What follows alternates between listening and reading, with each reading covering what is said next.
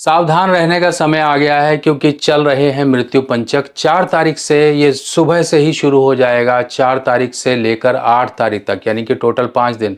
ये 5 दिन इतने कष्टकारी हैं, इतने ज़्यादा आपको सावधान रहने के लिए कहते हैं।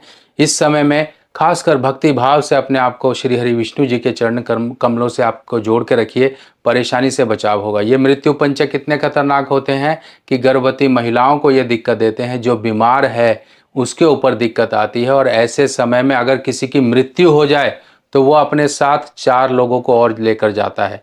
इन मृत्यु पंचकों को इतना खतरनाक कहा जाता है, जो शनिवार से शुरू हो जाते हैं वो मृत्यु पंचक मृत्यु तुल्य कष्ट देने वाले होते हैं।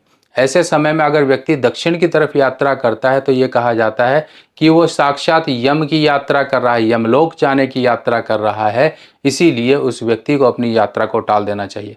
इस समय में ये 5 सावधानियां आपको बरतनी है। पहली सावधानी, किसी भी प्रकार से अगर ऑपरेशन वगैरह करवाना चाहते हो, कोई ऑपरेशन की डेट ले रखी है तो उसको टाल दीजिए। कोई घर मकान छत इस तरह की कोई कंस्ट्रक्शन या लोहे की ग्रिल वगैरह या किसी तरह से कोई लकड़ी का काम करवाना चाहते हो, घर में लकड़ियां लाना चाहते हो, तो ये दूसरा काम भी भूल कर भी मत करिए। तीसरा काम, सोफ़ा सेट, कोई चेयर या फिर किसी तरह से बेड, ये काम आप करवाना चाहते हो या बना बनाया खरीद कर लाना चाहते हो तो अभी रुक जाइए, 8 तारीख के बाद खरीद लीजिएगा, कोई दिक्कत नहीं है। पर इन दिनों में खासकर नहीं खरीदना है। इनका कारण क्या होता है? लकड़ी। ये लकड़ी आती किस लिए है? लकड़ी यानी कि चिता जलाने के लिए। तो अपनी क्यों इस तरह की परेशानी को आप बुलाना चाहते हो? इनको अभी बाद में ले आइएगा।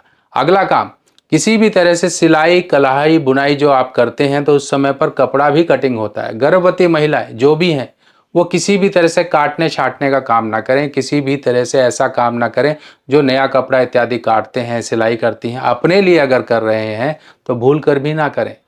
इस समय में अपना बचाव करके रखिए। आपको श्री हरि विष्णु जी का ध्यान करना है क्योंकि आपके गर्भ में भी एक संतान पल रही है। एक वो शिशु को किसी प्रकार का ये मृत्यु तुल्य कष्ट जैसी कंडीशन ना बने, इस पंचक का बुरा प्रभाव ना बने। तो अपने आप पेट पर हाथ रखकर अपने जो है संतान की सुरक्षा के लिए आप श्री हरि विष्णु जी का ओम नमो भगवते जो है वासुदेवा, इस तरह से आप मंत्र जप करिए। देखिए सारे विघ्न बाधाएं टूट जाएंगे। अगर मान लीजिए कहीं जाना भी पड़ता है आपको, मान लीजिए निकलना है, तो हनुमान चालीसा का पाठ करके निकलिए। या फिर जो है इस समय के पंचक के जो देवता हैं वो साक्षात हनुमान जी हैं। और यानी कि हनुमान जी का जो रूप है वो गतिमान है, यानी कि गतिमान।